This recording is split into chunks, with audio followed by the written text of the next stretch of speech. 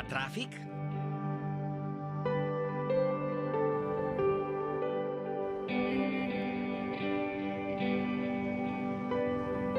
Siksikan!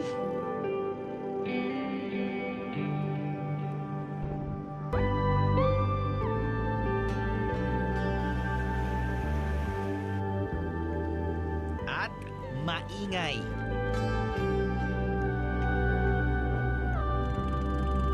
Ay.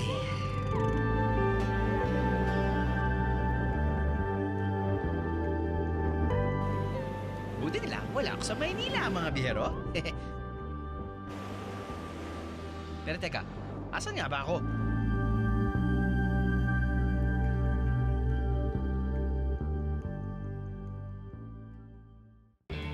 It's our second Be a Hero this summer special.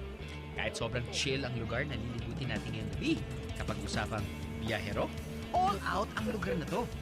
You ready to find out kung gaano ka-intense ang Atimonan, Quezon para sa inyong summer destination? Pastor talaga siya, kaya we are safe.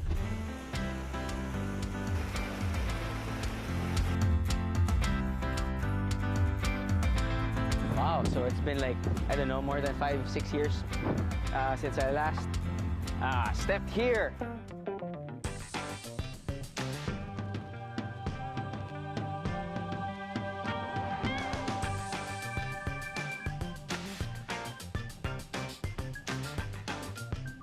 Kapag high school ka daw, meron ka raw nililigawan, imposibleng hindi ka kakain dito. Ano? Sama ka sa biyahe ko?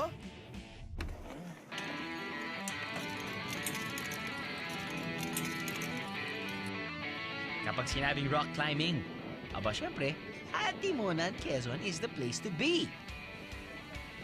Aksidenteng nadiskubre ng isang rock climbing enthusiast ang adventure spot na to na ngayon ay mas kilala sa tawag na Tinandog Wall. Nag-start siya in December of 96. Kasi year before that, naging interested akong mag-rock climbing. And then, naghanap ako ng rock climbing area. I found this place. Nakita ko yung lugar. A week later, bumalik ako at sinurvey ko yung lugar. And I found out na magandang area siya for rock climbing at pwedeng-pwede. Kilala bilang isa sa major rock climbing destination sa bansa, ang Tinandog Wall. Maraming mga take-off point ang mapupuntahan dito na swak sa iba't ibang klase ng climber. So kasama natin ngayon si Pastor Noel. Siya yung hihila. Hindi. Siya yung mag-guide sa atin dito sa Atimonan. Itong Atimonan, ano ba tawag nito? Bundok? Oh, bato. Bato. Tama, bato. Inahati sa tatlong major climbs, no? You have your main, you have your windy, at yung aakitin natin ngayon, ito ay yung North Wall. yeah, North Wall. Base sa difficult level, ang Hello Kitty route ang pinakamahirap akyatin sa lugar dahil sa unang tingin, halos walang makakapitan ng isang rock climber. Challenging talaga siya. Pero don't worry mga biyero, para sa katulad kong beginner, may tinatawag din silang Take Me Home route na pwede nyo akyatin. For beginners, ito yung pwede nilang subukan. The route is called Take Me Home. Take Me Home. Oo. Bakit po Take Me Home? Take Me Home dahil yung unang nag-ascend niyan, palaging sabi niya, Pastor, take me Take home. Me Okay. So parang gusto ko lang umuwi. Parang ganyan. Pero I'm sure the experience is iba. Fulfilling naman, di ba? Each and every time meron kang tatahakin or meron kang maaabot, talagang Oo. hallelujah. Hallelujah. At amen pa. Amen! Amen pa! Para sa mga rock climbing enthusiast, ang first ascend ang pinakamahirap sa lahat dahil dito sinusukat at tinitingnan kung ang isang daan ay ligtas akyatin. Lahat ng ruta may pangalan. Bakit po? Para na mas madaling tandaan. Madaling tandaan. Sino po hindi nag-pangalan? who gets to name it, the first ascent. The first ascent. So kung sino yung first ascender, gets to name the route. Also, may rating siya. So this route is rated at 5.6. 5'6". 5.6. A normal climb is like 5.0, which is like climbing a stair. Right. Up to the highest grade, which is ngayon mga 5.15, which is like climbing a roof with 2 fingers. Wow. So,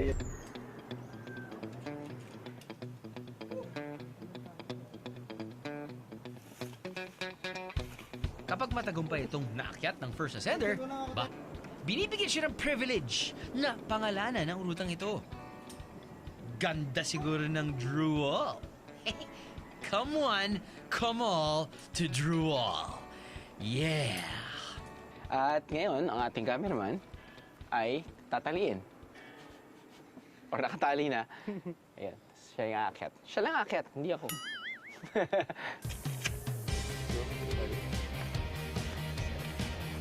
So ginawa ngayon ni Pastor, na akala namin yun talaga yung first name niya, kaya Pastor talaga siya. Kaya we are safe. So dahil kailangan namin ng wide shot, at kailangan meron pa kami isang angulo na kasama ako sa frame at kita yung view dito sa Timonan. Eh syempre, nauna ang ating magiting na cameraman na si Jeff. Ay, nako, nagmarathon na yan.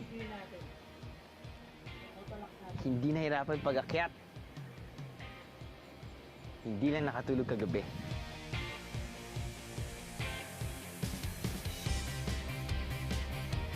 Dahil all set na si Jeff at ayos na ang iba't ibang angulo ng camera, akyatin na natin ang ipinagmamalaki ng mga taga-Timonan, Quezon.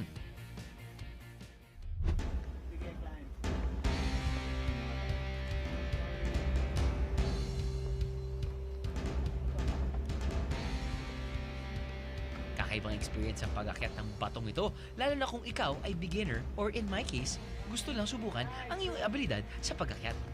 Sa halagang 1,000 pesos, worry-free na ang pag-akyat mo dahil bukod sa gamit na ipahihiram sa iyo, sila na rin ang bahala sa isang meal na kasama sa binayaran mong environmental fee.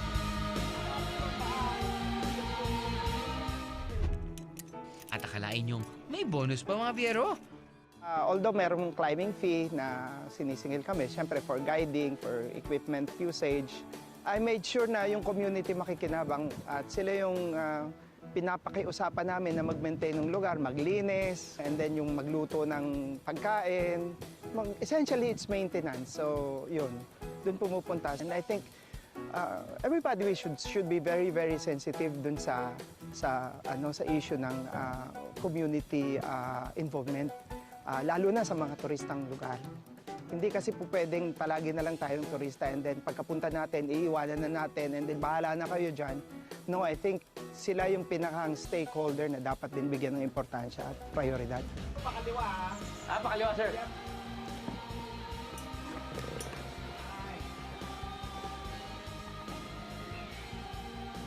Woo! Naakyat ko rin! Inabot ako ng halos 15 minutes sa pag-akyat ng Take Me Home route. Worth it ang pagod at hirap kung ganitong view naman ang makikita mo.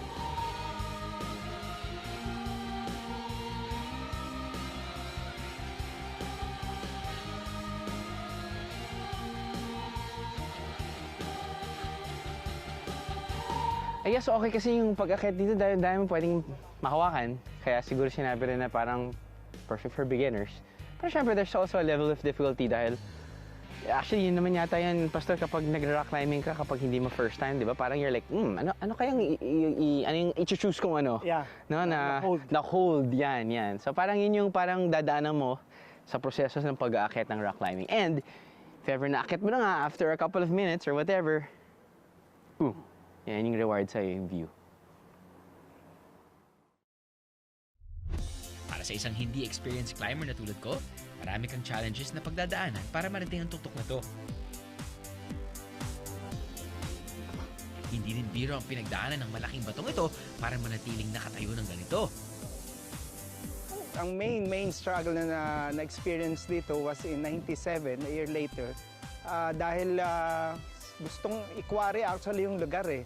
Dahil ang limestone is pwedeng i-quarry. Sabi ko, sayang yung lugar, not only for rock climbing, but ang ilalim ng batong ito actually ay tubig is a natural aquifer. So yung mga nearby barangay, dito nanggagaling lahat ang tubig eh. Source yan ng tubig. Ikalwa, pag may bagyo, natural na bumabasag siya ng mga malalakas na hangin. Okay, with that. Sa pangunguna ni Pastor, napatigil ang planong pagtibag sa mga batong ito. Fortunately, nahabol ko siya sa Provincial Mining Regulatory Board ng Quezon at saka sa DNR and pumayag sila, nakita nila yung punto ng pinaglalaban ko. I think it should go beyond personal passion.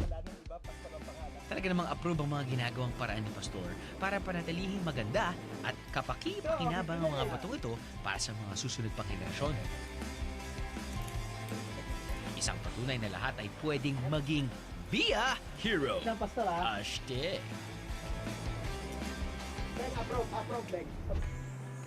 Hindi lang dito nagtatapos ang ating adventure sa Atimona, mga biyero. Pwede nyo rin bisitahin ang mga kuweba rito.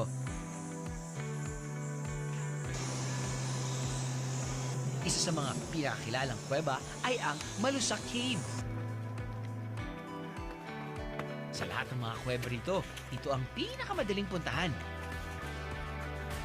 Mula sa bayan ng Atimonan, biyahe lang kayo ng 15 minuto at maglalakad paakyat ng bundok ng 10 minuto para marating ang kuwebang ito.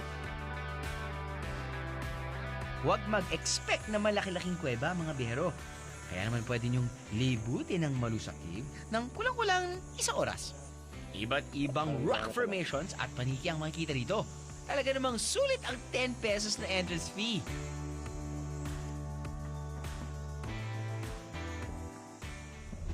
Susunod, sisisirin naman natin ang dagat ng Atimonan. Ano? Sama ka sa biyahe ko?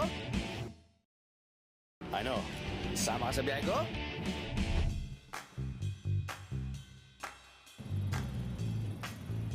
Maraming bersyon kung saan nagmula ang pangalang Atimonan. Ngunit, ang pinakapopular na bersyon ay pinangalan ng bayan sa matapang na founder nito na si Simeona Mangamba o mas kilala sa tawag na Atimonang.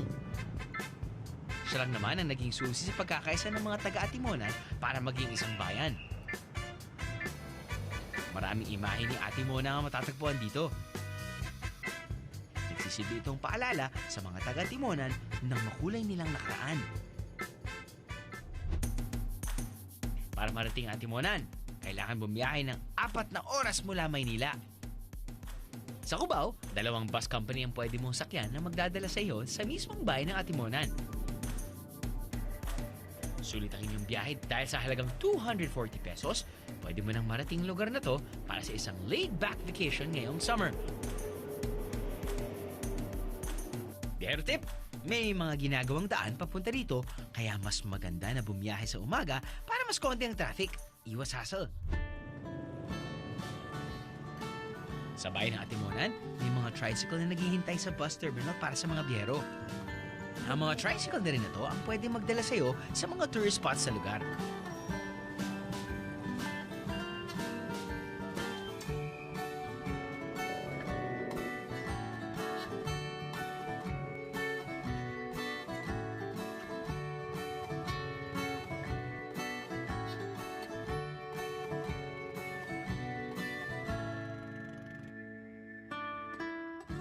Proud po ako bilang Atimonanin kasi nandito na po ang mga gandang beaches at mga tourist spot. May mga watchtower din silang po pwedeng puntahan. Sana bisitahin niyo po ang bayan ng Atimonan at inyo pong pasyalan ang aming bayang mahal. Alam nyo ba na hindi lang sa bundok mayaman ang lugar na to? Aba! Meron ding dagat at man-made reef dito. Chillax lang ang trip nyo, pwede kayong mag-beach hopping. Dito may enjoy ng buong pamilya ang pagtatampisaw at paglangoy sa mga secluded beach.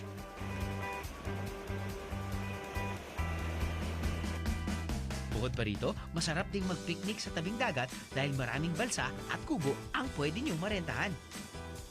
Pero ang bida at pinabalik-balikan sa lugar na to, ang mga artificial reef. For 1,100 pesos, pwede nyo nang ma-explore ang kagandahan ng ilalim ng dagat.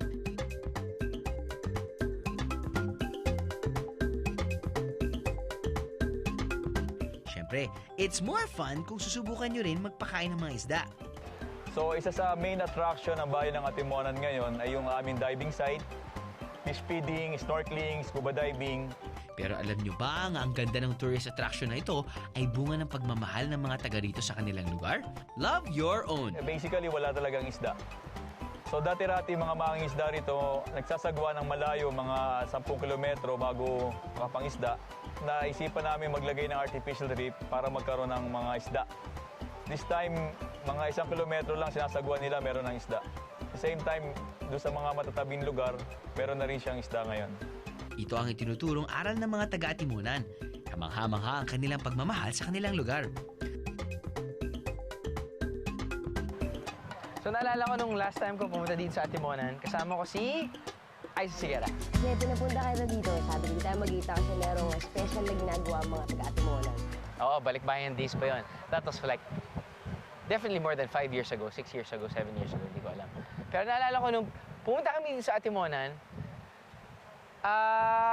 sinamahan kami dito para makitulong sa pagbaksak or pag ano ng artificial reef.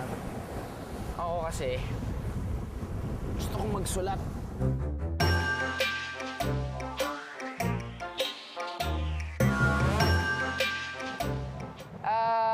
Pupuntahan natin sana ngayon pero medyo maalon. Dinala kami dito dahil nandito ang Atimonan Artificial Reef.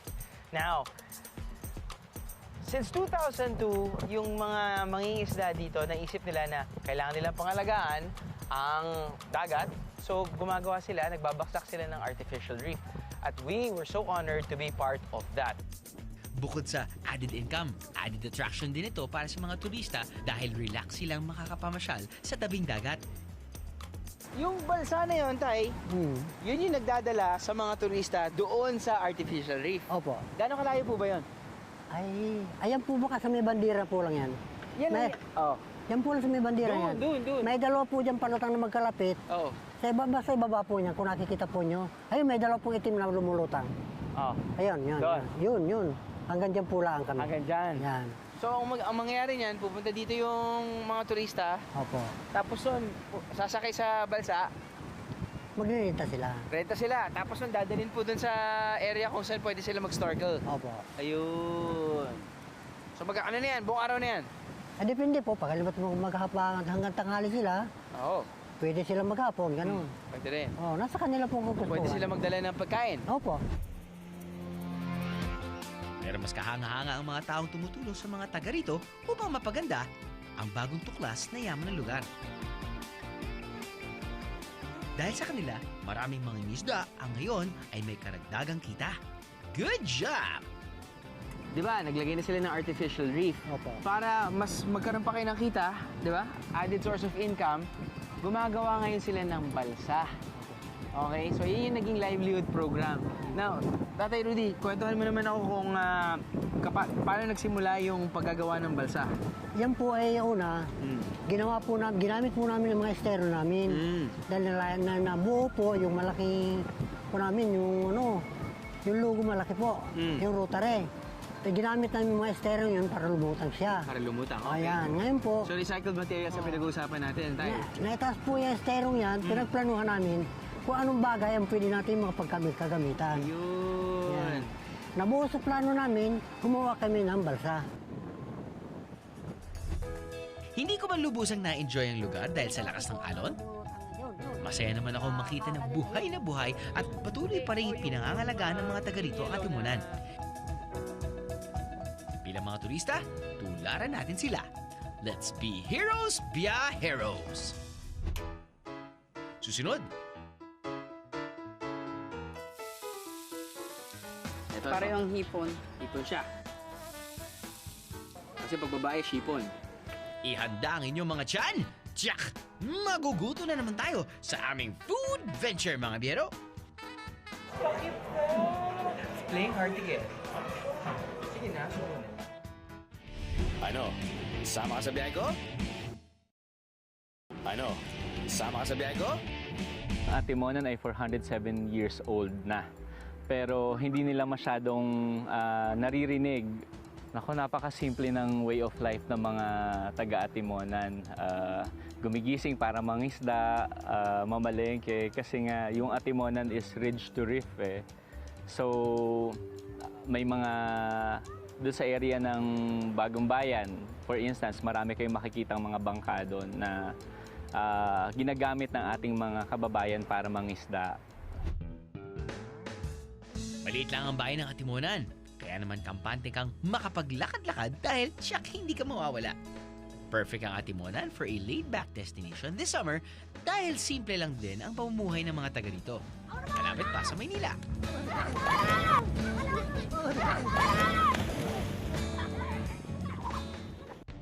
Kung bitin ka sa pamasyal, pwede kang mag-overnight sa bahay na to. May iba't ibang klase ng accommodation din na pwede mong pagpilian. Para sa mga backpackers, barkada, soloista at pamilya. Meron ding accommodation that will bring you closer to nature. Nagsisimula sa halagang 800 pesos, makakarenta ka na ng kwarto na good for 2. Bukod sa may matutulugan ka na, ganito pa ang bubungad sa'yo sa umaga. Hay, view pa more! Love the sea? Meron din yan dito sa Atimonan. Sa halagang 1,250 pesos, 1 tusawa ang pagtatambay mo sa beach. At para sa moderno at simpleng resort, bakit hindi mo subukang magpahinga rito? Oy, good morning mga biyero. Katulad na sinabi ko, di ba, parang Atimonan, it's a very small town. Simple town, for that matter. So, hindi naman tayo mag-expect ng sobrang engranding mga accommodations. Pero, nagulat din ako dahil dito sa Kingfisher, it's 1,000 pesos per night, good for 2. May aircon ka na. May kasama ng tao, hindi lang. Dito na ako natulog kagabi. Aircon. At kapag sabihin natin, kulang pa yung siguro 0.5 horsepower. Kapag kulang pa yan, pero hindi naman kulang kagabi, meron kang electric fan. At meron kang flat screen TV.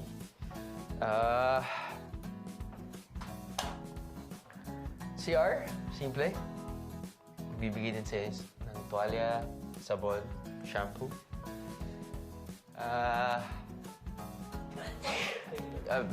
Bless you. Why naman tulog ka? Kahit may mga establishmento na mula sa Maynila, talaga ang mga tao pinapatronize yung mga produktong Atimonan. Siguro naroon pa rin yung kanilang taste for local flavors na sinasabi. Kapag nilibot mo ang bayan ng Atimonan, makikitang may ilang commercial establishments dito. Pero maraming tao pa rin ang mas tumatangkilik sa mga produktong tubong Atimonan. Tulad na lang ng isang kainan na ito na sikat dahil sa kanilang sisig.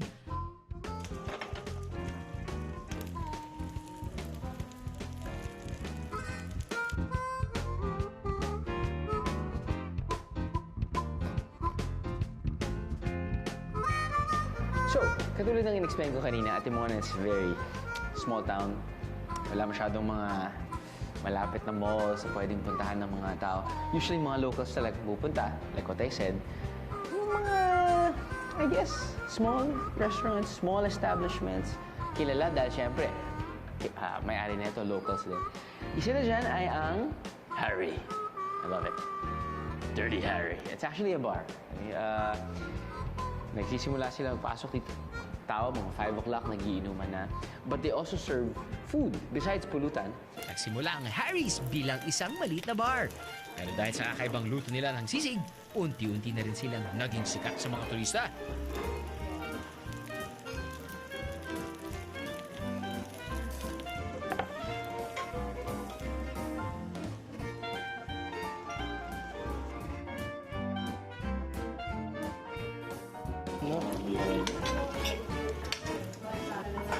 Bukod sa sisig, marami ring ulam ang pwede niyong tikman na paborito ng mga taga-Atimonan. Kung may special request kayo o gusto ipaluto, pwede rin dito yan.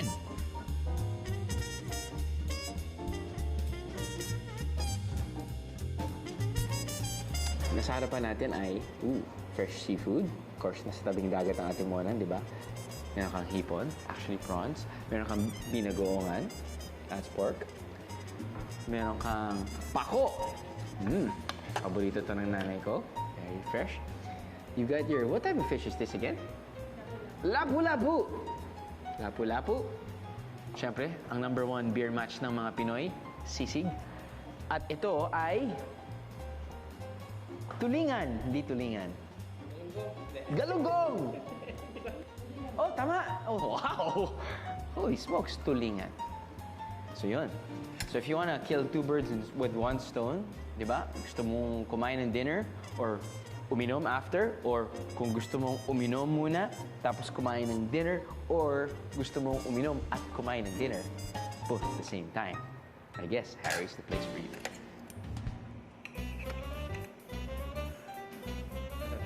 Kahit simple lang ang kainan ito, sulit naman mga biyero.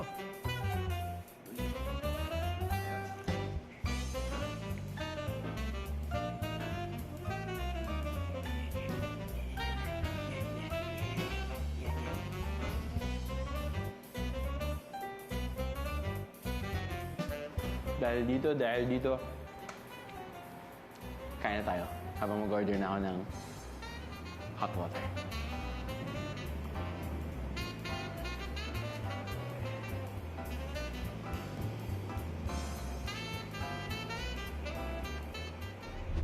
Kung mas fresh and local ang hanap, huwag daw palampasin ang pinais. Bakit po ba mahilig kayo magluto ng mga iba't ibang klaseng putahe gamit-gamit ang gata? Pati hipon. Eh, kasi yan po marami dito sa amin. Talaga? Kahit po saan dyan sa dagat, sa ilog. So, ibig sabihin nun, itong mga hipon na to, fresh na fresh. Tapos marami kaming nyog. Di ba? Quezon, di ba maraming nyog? Lambanog din dito yun, no? Wala po sa amin. Galing po sa ibang lugar. Sa ibang Quezon, sa ibang lugar sa Quezon. Okay. So, ano pong pangalan nito? Pinais sa kawali. Pinais sa kawali. Ano pong ibig sabihin ng pinais? Bali, giniluto lang po siya sa kawali. Niluto siya sa kawali? Yung hipon, hinalo-halo muna. Tapos saka siya, bababad mo muna mga kalahating oras. Tapos saka mo lang po siya luluto. Lahat po nandun na yung rekado niya. O yan. Para maluto ang pinais, kailangan kumayod ng nyog na siyang main ingredient. Yun. Tapos, linisin ang hipon at tanggalin ang taba nito. Kasi para lumasa siya doon sa nyug.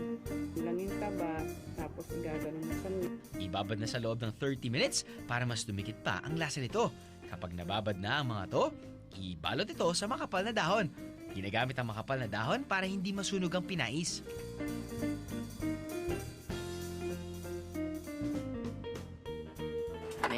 May ay. Sige po. Ano po to, ma'am? Nyug. Ayun! Ngayon lang ako nakakita ng nyug.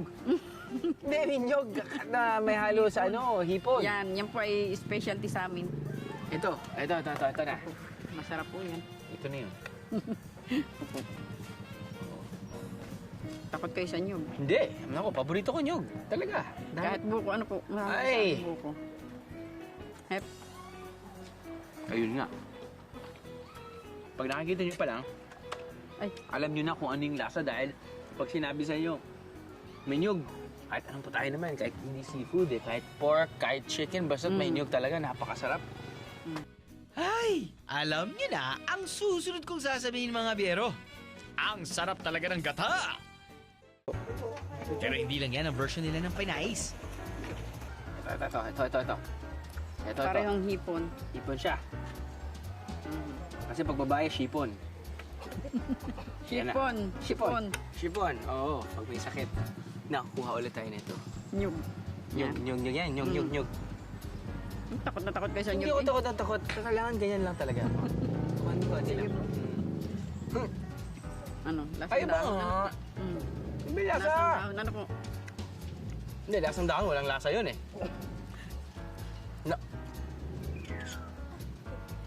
Lasa nga yung dahon. Amoy kasi yung dahon. Oo, hindi. Yung kumbaga parang yung aftertaste niya, alam mong inihaw. Tapos yung konting flavor ng dahon napunta dun sa hipon, pati sa nyog. And as they always say, the way to a man's heart is through his stomach. Kaya hindi dapat mawala ang gata. Happy tummy, happy biyahero. Wala sa main dish, subukan naman natin ang kanilang dessert. Isang sikat na restaurant ang tinatangkilik dahil sa kanilang masarap na pampalamig, lalo na sa tag-init. Nagsimula bilang isang maliit na tindahan ng snow cone ang restaurant na to. Medyo nostalgic ang dating ng halo-halong ito, kaya tinatangkilik ng marami. Isipin niyo talaga na Atimonan, hindi naman sila malapit sa mga malls, di ba? Or mga major malls or mga shops. So yung mga pinupuntahan talaga, yung mga maliliit na sikat na restaurant or gimikan, yun talaga pinupuntahan ng mga locals dito. Isa na dyan ay ang Glories. Sikat na sikat sila sa halo-halo at all year round, nagsaserve sila ng halo-halo. But wait, there's more! Hindi lang halo-halong sarap ang matitikman sa lugar na to. Naging saksi na rin sa halo-halong ligaya at kwento ang mga kabataang Atimonan sa dating tagpuan o dating place na to. Kapag high school ka daw, meron ka daw nililigawan, imposibleng hindi ka kakain dito at you'll have a meal with sa nililigawan mo. Katulad na lang to. Oh, look at that. High school sweethearts. Subo ka naman. Ay, sus, bakit ba? Play hard to get. Sige, yan. Go, agad. Matigas daw ang hotdog. Napaka-harsh na pagkakasubo. Ay, nakakaingit naman ang mga lovers dito. Where is my Macy's?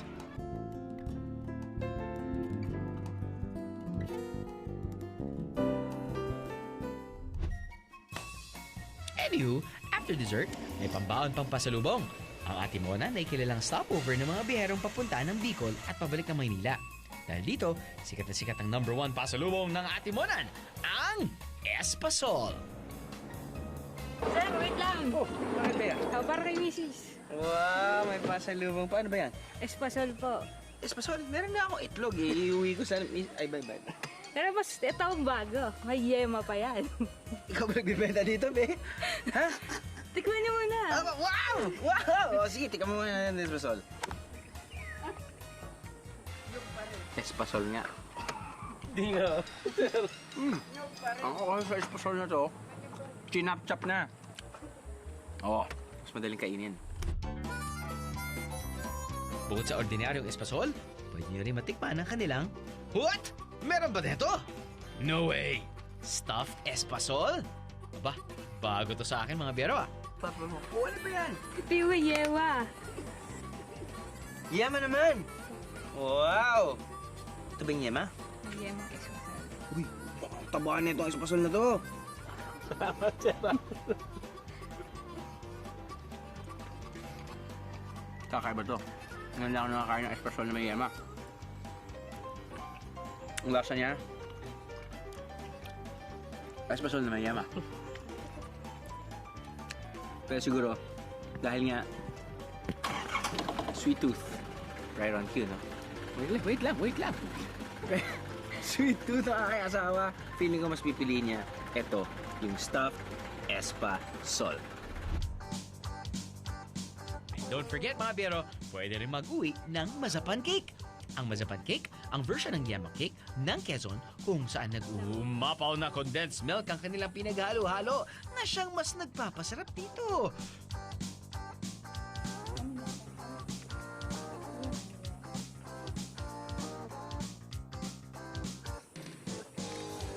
Kung naghahanap pa ng ibang makakainan, pwede rin subukan ng isang pansitan sa Barangay Angeles.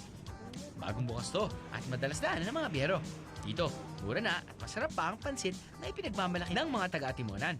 Bukod sa pansit, mayroon din ibang kainan na makikita dito. Siguraduhin lang na magtanong sa mga locals. Gabi. Malinamnam ka tapos asa talaga sa pansit talagang lasang-lasa. Masarap. Now after a series of adventure and food venture, why don't we take things slow? Rich culture and history naman ang ating bisitahin. Ano? Sama ka sa biyahe ko? Ano? Sama ka sa biyahe ko?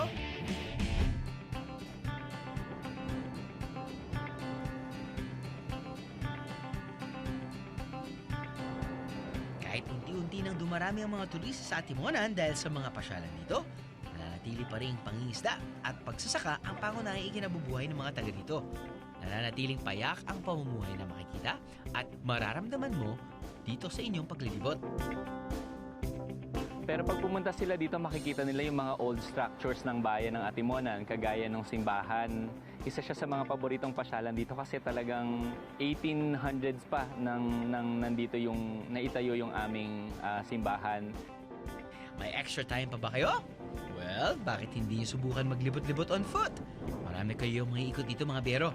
Kaya simulan na natin ang paglalakad sa bayan ng Atimonan. Isang makasaysayang simbahan na makikita dito. Ang Our Lady of Angels Church ay itinayo noong 1938. Isa ito sa mga main tourist attractions sa lugar. Bukod sa makulay nitong kasaysayan, maaari nyo rin makita ang top view ng bayan dahil isa ito sa pinakamataas na lugar sa Atimonan. Ang Old Port area naman ng Atimonan ang nagsilbing sentro ng kalakalan noon. Magandang bisitahin ang lugar na to, lalo na kung quiet at secluded beach ang hanap nyo. Malayo kasi ito sa main tourist area. Dito, solong-solo mong makikita ang view ng dagat.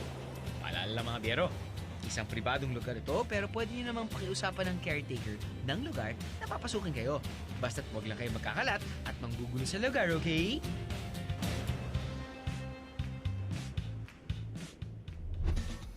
Sa inyong daan pa uwi, huwag din kalimutang bisitahin ang sikat na Quezon National Park. Kilala ito bilang stopover ng mga biyaherong alam ang daan paakyat at pababa ng bitukang manok. Libre ang mag-selfie sa mga naglalaki ang estatwa rito at ma-enjoy ang kanilang lagoon. Well, kanya-kanyang trip lang yan pagdating sa paggamit ng extra time. In my case, pinili kong gamitin ang extrang oras sa mabilis na pagbisita sa isang falls. Ang Magsaysay Falls ay mararating 1 kilometer mula sa main highway ng Atimonan. Paborito itong tambayan ng mga taga rito dahil for 10 pesos, pwede ka namang magtampisaw sa malamig na tubig na hatid ng natural wonder na to.